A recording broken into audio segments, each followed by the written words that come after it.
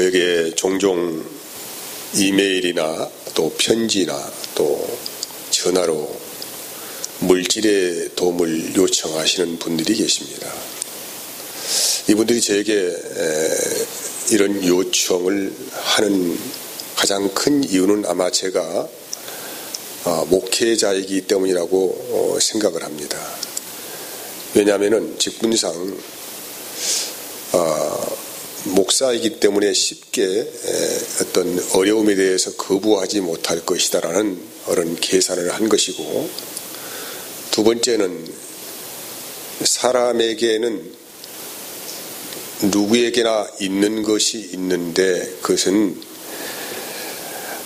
양심이라는 것이 양심이라는 것이 있는 것을 알고 있기 때문에 이런 도움을 요청을 한다고 생각을 합니다. 물론 저는 이들의 도움의 요청에 다 응답하지 않습니다. 하지만 더러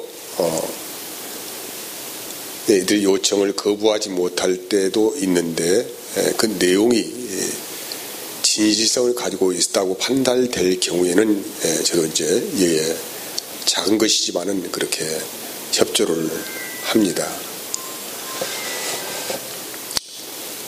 사람에게는 양심이라는 게 있어요.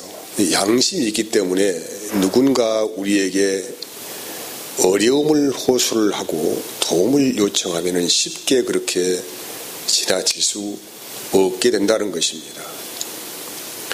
인간의 기본적인 구성 요건 안에 그 마음의 한켠에 있는 그 양심이라는 게 있어요. 양심이 없다고 한다면은 사람의 사람됨을 포기해야 할 것입니다. 그래서 사람이 사람의 가치로 살아가는 아주 중요한 역할을 하는 것이 뭐냐면은 양심이고, 그 양심은 우리의 삶의 기초가 되고 아마 기본이 될 것입니다. 하지만 더러 유전적인 요인이나 또한 신체적인 어떤 구성의 결여나 또 성장하면서 어떤 상처를 받아가지고 양심이 작동하지 않는 분들이 계십니다. 우리는 그런 분들을 향하여서 사이코패스, 또 소시오패스 이렇게 말을 합니다. 그런데 하나님은 우리 그리스도인들에게 세상 사람들이 가지고 있지 않는 또 하나의 양심을 특별히 주셨습니다. 그게 뭐냐면은 하나님을 향하여 반응하는 양심이에요. 오늘 본문의 말씀도 그런 말씀이에요. 믿음과 착한 양심을 지키고 간직하도록 싸우라고 요구를 하고 있습니다. 우리는 예수님을 믿는 믿음을 하나님께 선물을 받았어요. 이 믿음의 선물을 받음과 동시에 또 하나의 은혜를 받았는데 그게 뭐냐면은 하나님을 향한 하나님의 말씀에 반응하는 양심을 우리에게 주셨다는 거예요. 히브리서 9장 14절 말씀에 보면은 바울이 영원하신 성령으로 말미암아 흠이 없는 자기를 하나님께 드린 그리스도의 피가 어찌 너희 양심을 죽은 행실에서 깨끗하게 하고 살아계신 하나님을 섬기게 하지 못하느냐라고 합니다.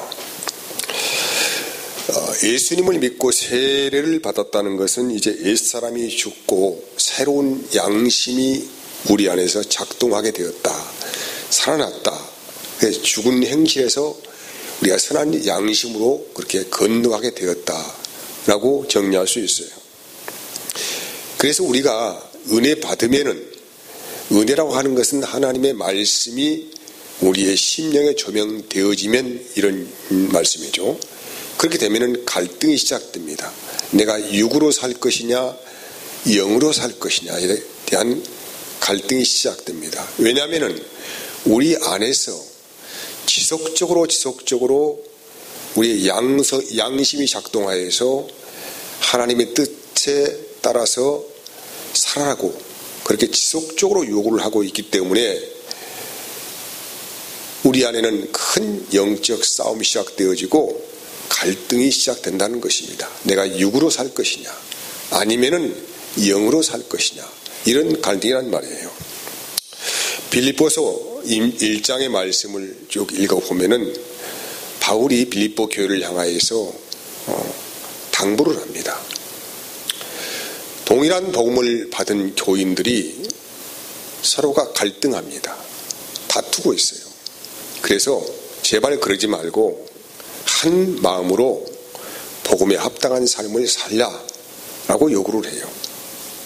그 말씀을 비춰보면 이렇다는 거예요. 빌립보서 1장 15절 말씀에 보면은 어떤 이들은 투기와 분쟁으로, 어떤 이들은 착한 뜻으로 그리스도를 전파하나니라고 합니다. 이 말씀의 배경은 바울 사도께서 복음을 전하다가 많은 매를 맞기도 하고 또 감옥에 갇히는 일이 빈번하였습니다. 여기에 대해서 교인들은 두 가지 반응이 나타났어요. 대다수의 교인들은 바울이 복음을 전하다가 매를 맞고 빈번하게 감옥에 갇히는 것에 대해서 그의 양심이 작동했다는 거예요. 그래서 더욱 바울을 사랑하게 되어지고 또 더욱더 뜨겁게 복음을 전하는 동기로 삼았던 반면에 어떤 사람들은 그 반대로 생각했습니다. 아니 뭐 사도가 저래, 늘 기도하는 사람이고 성령 충만한 사람이 왜 저래? 아니 복음을 전하는데 왜 저렇게 매일 매맞고 감옥에 갇혀? 저런 사람이 사도겠어? 응? 저런 사람이 복음 전하는 사람이겠어? 뭐 이런 마음을 가지고 복음을 전했다는 거예요. 그러니까 이들이 생각하는 복음의 열정이나 은혜라고 하는 것은 보상주의죠. 내가 열심히 하나님의 일을 하면은 하나님께서 삶을 평안하게 돌봐줄 것이다 라는 보상주의에 사로잡혀 있기 때문에 바울의 복음 전함에 대해서 대단히 미워하고 때로는 험담을 하고 다녔다는 거예요. 아니 뭔가 저 사람은 하나님 앞에 문제가 있어서 저런 거야. 어찌 저런 사람이 사도이겠느냐 라는 생각을 했다는 것입니다. 그래서 바울은 말을 하는 거예요. 복음에 합당한 삶을 살라. 복음은 우리 안에 성령이 오셨음부터 시작합니다. 성령이 우리 안에 오시는 것이 복음이에요. 이 말이 잘 정리가 돼야 합니다. 내가 십자가에 못 박힌 예수를 믿는다 라는 그 전제 안에는 뭐가 있냐면은 내 안에 성령이 오셨다는 은혜를 내가 받은 거란 말이에요. 그래서 이 성령을 마음에 받은 사람들은 성령의 음성, 성령은 어디에 우리에 호소합니까? 우리의 양심에 호소를 하죠. 그러니까 하나님을 향한 선한 마음이 바로 성령을 구하는 것입니다. 그래서 복음으로 사는 삶에 우리를 올인하게 하는 거예요. 빌립보서 2장 12절에서 13절 말씀 보면은 그러므로 나의 사랑하는 자들아 너희가 나 있을 때뿐 아니라 더욱 지금 나 없을 때에도 항상 복종하고 두렵고 떨림으로 너희 구원을 이루라. 너희 안에서 행하시는 이는 하나님이시니 자기의 뜻을 위하여 너희에게 손을 두고 행하게 하시나니. 구원을 이루는 삶을 살라. 이 말은 양심에 따라 살라 이 말이죠. 하나님이 우리에게 주신 특별한 양심, 하나님을 향한 반응, 하나님의 말씀을 향한 반응, 이게 뭐냐면 양심 따라 살아가는 거예요. 하나님이 자기의 손을 두고 우리 안에서 그분 자신의 뜻을 이루시기를 원하신다는 것입니다. 항상 우리는 여기에서 잘 판단해야 합니다. 나의 뜻을 이루기 위해서 그분이 오신 것이 아니고 그분이 우리 안에 영으로 오신 것은 우리 안에서 하나님의 뜻을 이루게 하시려고 하시기 때문에 우리의 마음에 손을 두고 행하게 하신다. 그래서 너희는 혹여나 그분의 뜻에 부합되지 않는 삶을 살지 않을까 해서 두렵고 떨림으로 너희 스스로의 구원을 이루어 가라. 이렇게 우리에게 요구를 하시는 거예요. 고전 2장 12절에서 16절까지 말씀에 보면은 우리가 세상의 영을 받지 아니하고 오직 하나님으로부터 온 영을 받았다는 거예요. 우리는 세상의 영을 받지 않았어요. 우리가 받은 것은 하나님으로부터 온 영을 받았다는 거예요. 받았으니 우리로 하여금 하나님께서 우리에게 은혜로 주신 것들을 알게 하려 한다. 하나님의 영을 받은 또 하나님이 우리 안에 오신 유일한 이유가 뭐냐면은 하나님이 은혜로 주신 것들을 알게 하시려고 오신 것이다 라는 것입니다. 사람은 외부적인 환경의 자극을 받아서 변하지 않습니다. 마음 안에서 말씀하시는 그 성령 하나님의 음성을 들어야만이 거기에 자극을 받고 변화되어지는 삶을 추구하게 된다는 거예요. 사람은 사람의 가르침을 받아 살아가는 것이 아니고 하나님의 말씀의 가르침을 받아 살아가는 존재다. 이것을 말씀하시는 것이죠. 그래서 우리가 이것을 말하거니와 사람의 제가 가르친 말로 아니하고 오직 성령께서 가르치신 것으로 하니 영적인 일은 영적인 것으로 분별하느니라. 14절에 육에 속한 사람은 하나님의 성령의 일들을 받지 아니하노니, 육에 속한 사람들은 성령이 하시는 일을 도저히 이해를 할 수가 없어요. 도저히 알 수 있는 방법도 없어요. 이것이 만고의 비밀입니다. 육에 속한 사람은 도저히 하나님이 하시는 일에 대해서 이해도 할 수도 없고 알 수도 없어요. 이 비밀의 문이 열리는 능력이 뭐냐면 우리의 심령 안에, 우리의 심장 안에 성령이 오시는 거예요. 성령이 오셔서 우리를 새롭게 태어나게 하는 유일한 장치가 뭐냐면 우리의 양심을 새롭게 하시겠다는 것입니다. 우리는 과거에 세상에서 어떻게 선하게 살고 하는 것에는 중요한 생각의 가치를 가지고 살았는데 이제는 더 중요한 삶의 의미를 발견하는데 그것은 하나님의 말씀에 반응하여 살아가는 선한 마음이라는 것입니다. 이걸 뭐라고요? 양심이라고 하는 거예요. 양심. 그래서 이어진 말씀은 그들이 그에게는 어리석게 보일 것이고 또 그는 그것들을 알 수 없나니 그런 일은 영적으로 분별된다는 거예요. 그리고 15절에 신령한 자는 모든 것을 판단하나 자기는 아무에게도 판단을 받지 아니하나니 누가 주의 마음을 알아서 주를 가르치겠느냐. 그러나 우리가 무엇을 가졌어요? 그리스도의 마음을 가졌느니라고 해요. 성령의 역사하심은 하나님이 주신 그 은혜가 그 귀중한 것들이 무엇인지를 우리에게 알려주는 것이 목적이라는 것입니다. 귀한 것. 이걸 잘 또 분별합니다. 하나님이 주신 거예요. 하나님이 주신 거. 하나님이 주신 그 귀한 것이 무엇인지를 우리에게 알려주신다. 누굴 통하여서? 성령을 통하여 알려주신다. 이 말이죠. 그래서 이 성령으로 살기를 원한다는 것은 바로 내가 주님의 마음으로 살기를 원한다라고 말씀할 수 있습니다. 성령과 주님은 동일한 은혜가 작동되는 거라는 말씀이죠. 이것을 뭐라고 합니까? 선한 양심이다. 하나님을 향한 선한 양심. 하나님의 뜻을 쫓아 사는 선한 양심. 다 동일한 말이에요. 그래서 육에 속한 사람은 이 세상만 보고 살아가기 때문에 하나님의 설하신 뜻에 동조할 수 없어요. 그래서 그들은 무슨 일을 할 때는 항상 가식과 허용으로만 하며 살아간다는 것입니다. 이것을 성경에서는 뭐라고 한지 아세요? 화인 맞은 양심이다. 화인이 무엇입니까?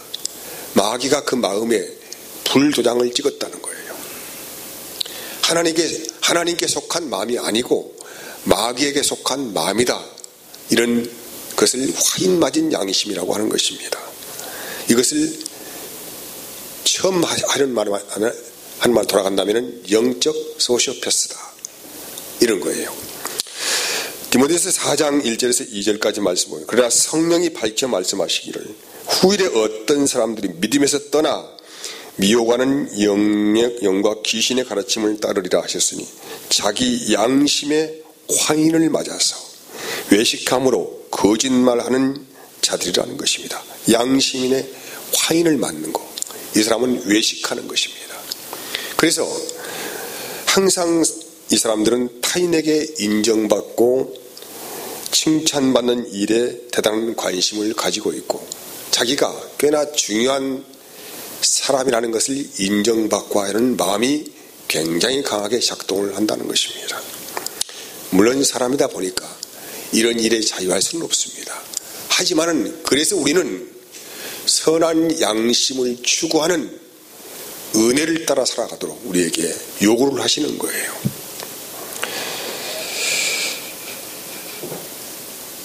고린도 교회에 이런 신자들이 꽤 많이 있었던 것 같습니다. 그들은 고매한 인격을 가진 사람들처럼 행동하기 위하여서 천사처럼 말을 합니다. 그리고 대단한 믿음을 자랑하기도 하고 때로는 자기의 모든 것을 다 내어서 구제하는 열정도 내어 보입니다. 하지만 그들 안에는 하나님이 주시는 것이 없어요. 하나님의 사랑이 전혀 없었다라는 것입니다. 여러분은 세상 사람들도 타인에게 인정받기 위해서 자기 자신의 명예를 지키기 위해서 대단한 열정으로 살아갑니다. 때로는 많은 물질을 투자하기도 하고 선한 일을 하기도 합니다. 좋은 말을 하는 것을 덕담으로 생각을 합니다. 이건 세상의 가치 안에서 충분히 일어날 수 있는 일입니다. 어떤 사람은 민주주의를 지키겠다고 자기의 몸에 석유를 붓고 불에 뛰어 들어가기도 합니다. 이건 충분히 가능할 수 있는 일이에요.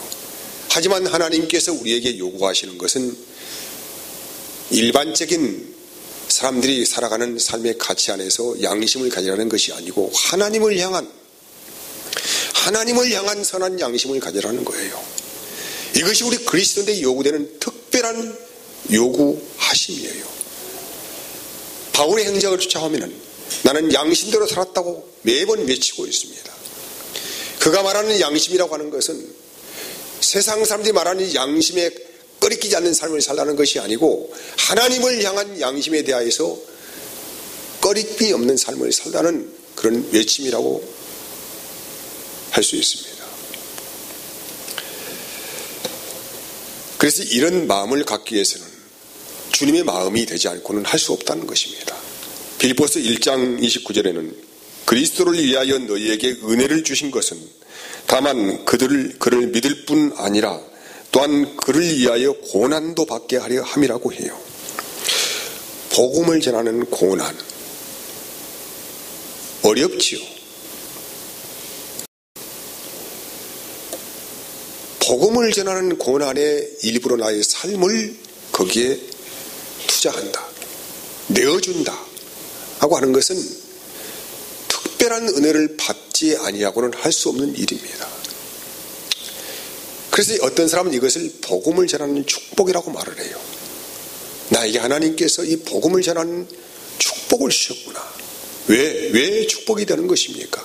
그만큼 주님을 더 사랑하고 생명에 대한 인식이 분명히 그 안에 있기 때문에 이들은 복음에 대한 고난에 대해서 기꺼이 자기의 삶을 내어주는 삶을 걸어가는 특별하고 특별한 은혜를 입은 사람이다라는 것입니다. 우리가 성경을 읽을 때마다 거의 빠지지 않고, 설교를 들 때마다 거의 빠지지 않고 등장하시는 분이 누구입니까? 사도 바울이십니다. 그분이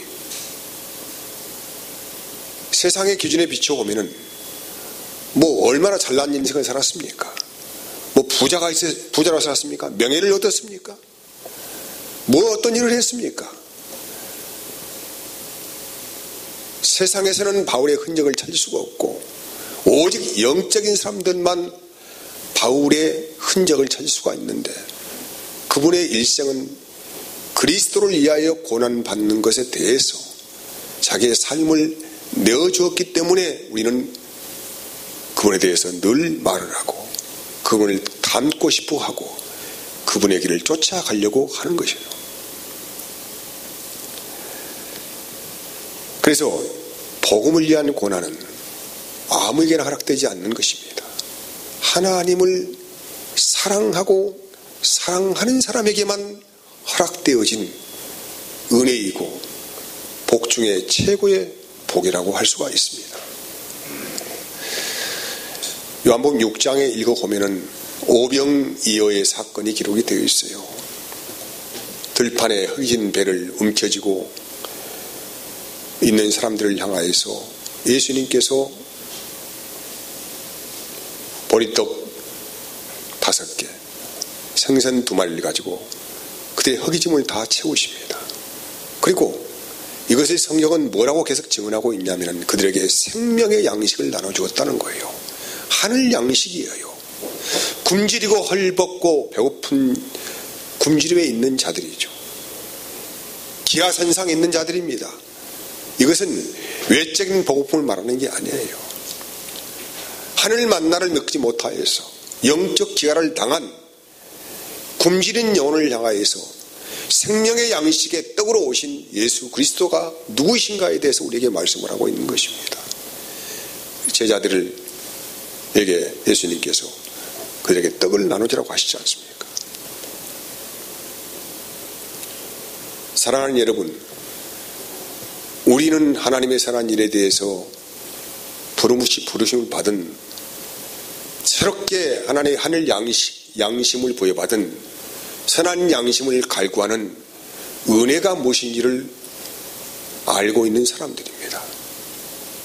그래서 우리에게 요구하시는 것은 하나님이 주신 양심대로 살아라. 너희 양심에 깨끗하여라. 너희 양심에 거짓이 없이 살라. 라고 하신 것이 뭐냐면은 성령의 음성을 따라 살아라. 이런 말씀으로 귀결되는 것입니다. 우리가 성령을 구합니다.